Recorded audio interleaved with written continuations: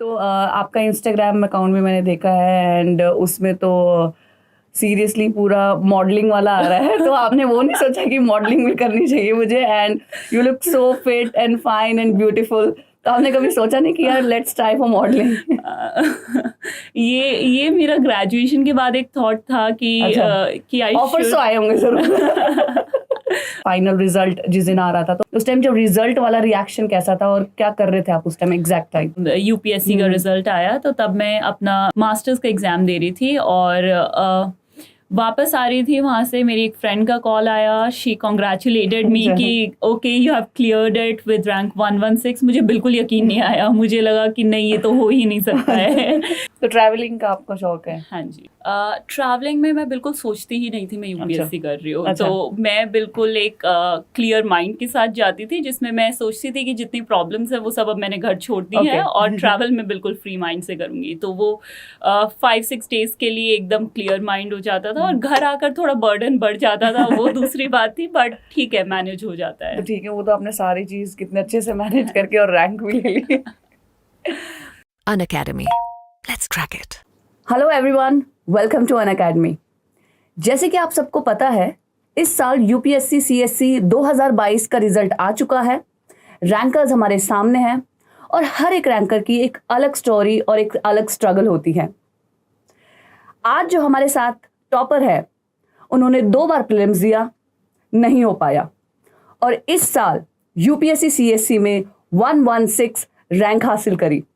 Yes, we have with us Aashna Chaudhary. Hi Aashna ji, welcome to Unacademy. Thank you so much. 2 बार आपका prelims नहीं हो पाया एंड देन रैंक 116, तो कैसा एकदम से, क्या आपने इतनी स्ट्रैटेजाइज किया था कि एकदम से ही कि 116 रैंक आ गई? इस स्ट्रैटेजी में 3 साल लग गए। अच्छा। तो हाँ, मैंने अपनी फर्स्ट अटेम्प्ट में ही बहुत अच्छे से प्रिपेयर कर लिया था। मुझे पता था कि प्रीलिम्स एक रोड ब्लॉक होगा मेरे लिए, तो मुझे प्रीलिम्स को क्लियर करने में थोड़ा टाइम लग सकता है एक्स्ट्रा।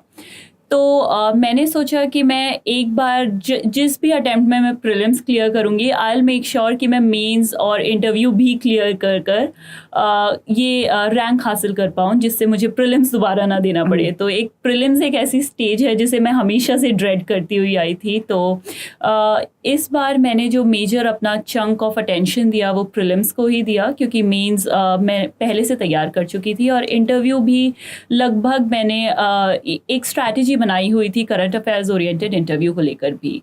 तो इस बार मेरा मेजर फोकस प्रीलिम्स पर ही रहा।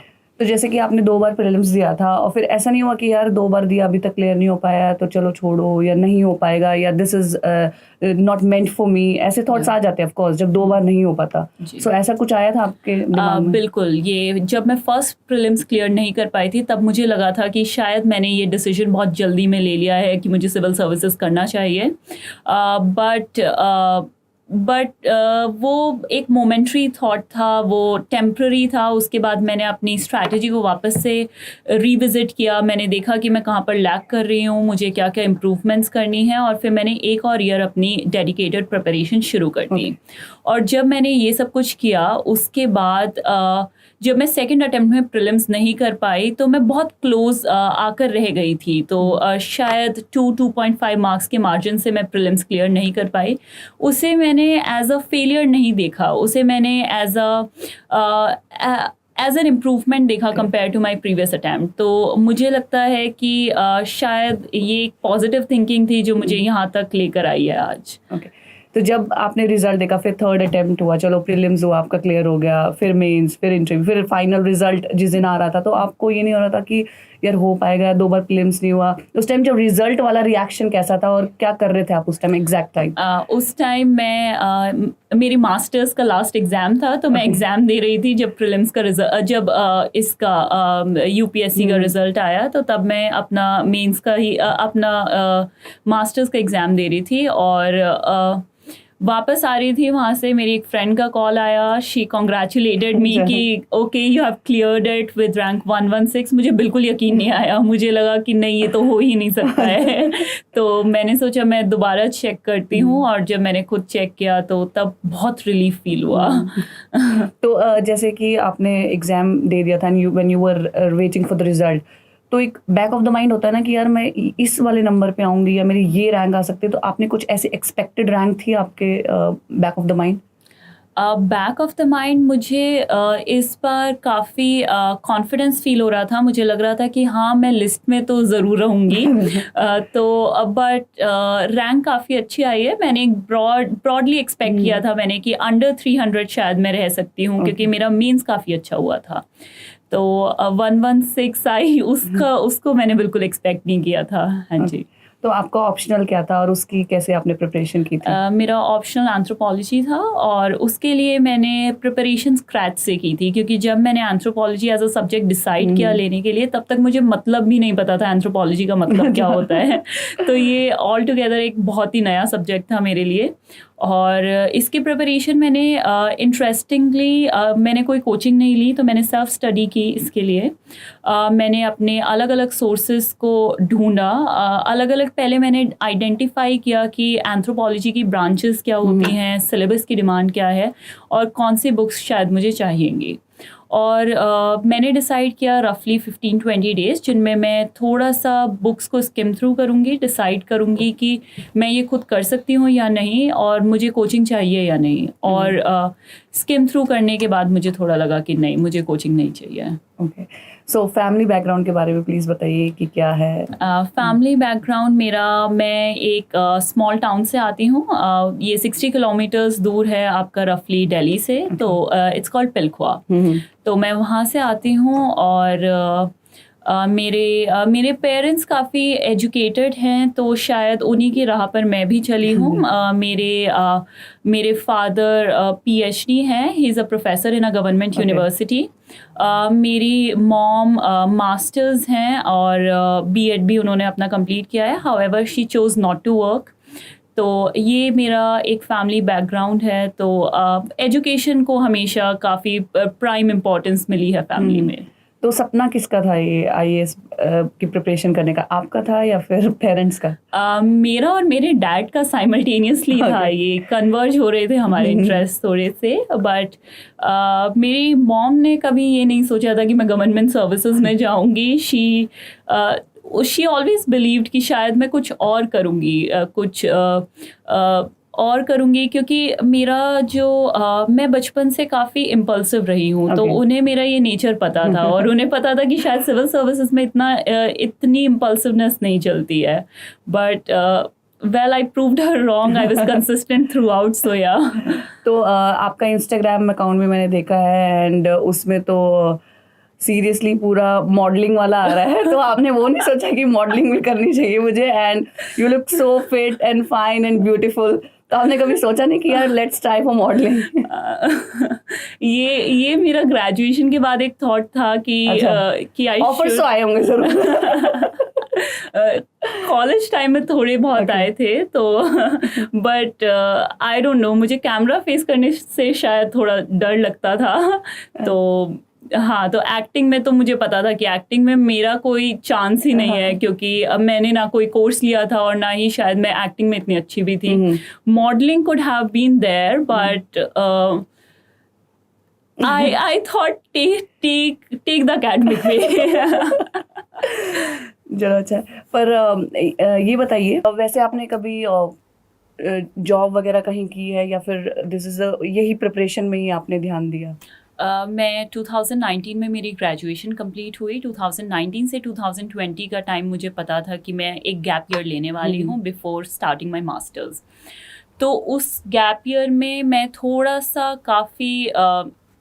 काफ़ी डोल्ड्रम्स में थी, काफ़ी माइंड्स में थी, काफ़ी मिक्स्ड इमोशंस थे मेरे अंदर कि मुझे कॉर्पोरेट सेक्टर में एक बार ट्राई करना चाहिए या गवर्नमेंट सेक्टर की तरफ थोड़ा सा जाना चाहिए। तो वो था एक फेज़ आया था जिसमें मैं शायद काफ़ी बहुत क्लियर नहीं थी अपने माइंड में, और तब मैंने जॉब के बारे में सोचा था। हाउएवर वो इम्प्लीमेंट नहीं हो सका, क्योंकि कहीं से मुझे रिजेक्शंस मिल गए, कहीं पर मेरा मन नहीं लगा। तो तब मैंने सोचा कि शायद कॉर्पोरेट सेक्टर को मुझे छोड़ ही देना चाहिए। This is not for me. Okay.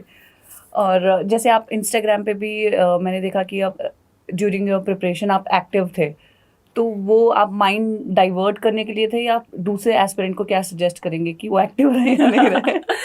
मैं सजेस्ट करूंगी कि वो टोटली आपका डिसीजन होना चाहिए। और मैं थ्रू आउट एक्टिव नहीं थी, दो अब लगता है, अब अगर आप देखते हैं तो आपको लगता है कि मैं एक्टिव थी, बट मैं अपने ब्रेक्स लेती थी आफ्टर एवरी 4-5 मंथ्स। मैं थोड़ा सा ब्रेक लेती थी जिसमें मैं ट्रैवलिंग करती थी, और जब मैं ट्रैवल मोड में होती थी तब मैं इंस्टाग्राम भी इंस्टॉल कर लेती थी। तो इंस्टॉलिंग इंस्टाग्राम एंड अनइंस्टॉलिंग इट, वो कांस्टेंट प्रैक्टिस थी जो मेरी थ्रू आउट चलती रही। ओके, तो ट्रैवलिंग का आपका शौक है? हाँ जी। अच्छा, कहाँ कहाँ आपने ट्रैवल किया है? मैंने 2019 से मैं बताऊंगी, जब Okay. से मैंने यूपीएससी प्रिपरेशन शुरू की है। तो प्रिपरेशन शुरू करने से पहले मैंने एक सोलो ट्रिप यूरोप में की थी। 5-6 कंट्रीज अराउंड मैंने ईस्टर्न यूरोप में कवर किया था। उसके बाद मैं फिर अंडमान एंड निकोबार आइलैंड्स गई, फिर उसके बाद मैं गोवा भी गई। तो बीचेस मुझे बहुत पसंद है। हाँ जी, I am a beach person, but mountains में भी मैं जाती चली गई। तो उत्तराखंड भी मैं इस दौरान गई, मैं शायद हिमाचल भी गई, और अभी रिसेंट में दुबई गई थी। तो ये सारी जो ट्रिप्स है ये ड्यूरिंग द प्रिपरेशन ही लगाई है मैंने। तो आप जैसे जब ट्रैवल करते थे तो उस टाइम आपका रूटीन क्या होता था? लाइक आप ट्रैवल कर रहे हो और फिर आपको ये भी ध्यान रखना है कि भाई मेरे ये टॉपिक्स रह गए हैं, मुझे प्रिपरेशन अपनी जारी रखनी है, तो उस टाइम क्या आपका स्केड्यूल होता था? ट्रैवलिंग में मैं बिल्कुल सोचती ही नहीं थी मैं यूपीएससी कर रही हूँ। अच्छा। तो मैं बिल्कुल एक क्लियर माइंड के साथ जाती थी, जिसमें मैं सोचती थी कि जितनी प्रॉब्लम्स है वो सब अब मैंने घर छोड़ दी है, और ट्रैवल में बिल्कुल फ्री माइंड से करूँगी। तो वो 5-6 डेज के लिए एकदम क्लियर माइंड हो जाता था, और घर आकर थोड़ा बर्डन बढ़ जाता था, वो दूसरी बात थी, बट ठीक है, मैनेज हो जाता है। तो ठीक है, वो तो आपने सारी चीज़ कितने अच्छे से मैनेज करके और रैंक भी ले ली। ठीक है आशना जी, जैसे बाकी के जो एस्पिरेंट्स हैं उनको स्टेज वाइज कुछ आप एडवाइस देना चाहेंगे, जैसे प्रीलिम्स में क्या ध्यान रखें या मेंस में एंड देन इंटरव्यू, तो वो प्लीज़ बताइए। मैं एक एडवाइस देना चाहूँगी कि ये तीनों जो स्टेजेस हैं वो इंटीग्रेटेड हैं, और इसलिए आपकी प्रिपरेशन भी इनमें इंटीग्रेटेड होनी चाहिए। आप प्रिपरेशन साइलोज में नहीं कर सकते हैं। तो प्रीलिम्स के लिए आई वुड से कि करंट ओरिएंटेड होना आपको बहुत ज़रूरी है, स्टैटिक के साथ साथ, क्योंकि हमने जो क्वेश्चंस देखे हैं वो काफ़ी करंट अफेयर्स से आ रहे हैं। तो आपको करंट अफेयर्स पर थोड़ा ध्यान देने की ज़्यादा ज़रूरत है। मेंस में भी मैं कहूँगी कि करंट और स्टैटिक को दोनों को सप्लीमेंट करने की ज़रूरत है, और प्रैक्टिस बहुत इंपॉर्टेंट है। आपके स्कीमेटिक्स अगर आप बनाने का डिसीजन ले चुके हैं तो आपको स्कीमेटिक्स को अपना थोड़ा सा स्कीमेटिक्स, फ्लो चार्ट, डायग्राम्स, इन सब को थोड़ा सा और रिफाइन करना होगा, तो उसकी भी प्लीज़ आप प्रैक्टिस कीजिए। और इंटरव्यू अगेन, उसमें आपको बहुत डीप नॉलेज चाहिए होती है, तो आपको थोड़ा सा अपने आर्ग्यूमेंट्स को रिफाइन करने की ज़रूरत होती है इंटरव्यू प्रोसेस में। हाउएवर ये तीनों में जो नॉलेज एक्विजिशन वाला पार्ट है वो कॉमन रहेगा। एक और सवाल मेरे दिमाग में अभी आया है कि जैसे आप ट्रैवल करते थे तो करंट अफेयर्स पर तो ऑफकोर्स आपको अपडेटेड रहना ही होता था, दिस इज समथिंग जो एस्पिरेंट रहता है, तो वो कैसे करते थे आप? मैं न्यूज़पेपर्स रखवा लेती थी घर पर। तो मेरा आने के बाद जो फर्स्ट स्टेप होता था कि मैं 1 डे का ब्रेक लेती थी, और उसमें जो 5-6 दिन के न्यूज़पेपर्स जो मैंने रखवाए हुए होते थे उनको जल्दी से स्किम थ्रू करती थी। कुछ बहुत इंपॉर्टेंट और बहुत रेडिकली डिफरेंट चीज़ आई होती थी, तो वो मैं वहाँ से पिक ऑन कर लेती थी। Okay, so one more question कि जैसे आप ड्यूरिंग योर प्रिपरेशन आपको सबसे चैलेंजिंग क्या लगता था?